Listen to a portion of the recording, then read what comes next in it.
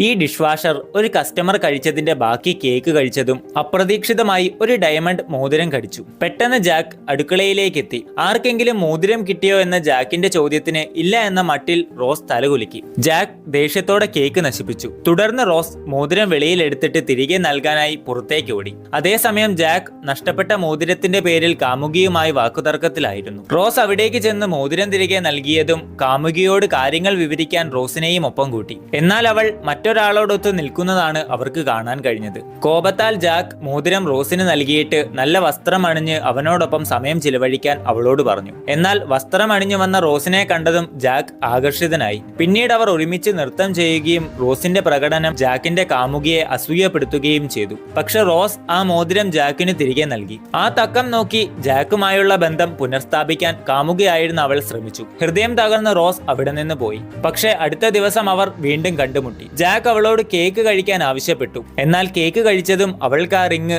കേക്കിൽ നിന്ന് കിട്ടുകയും ജാക്ക് അവളെ പ്രപ്പോസ് ചെയ്യുകയും ചെയ്തു. കൂടുതൽ വീഡിയോസിനായി സബ്സ്ക്രൈബ് ചെയ്തു.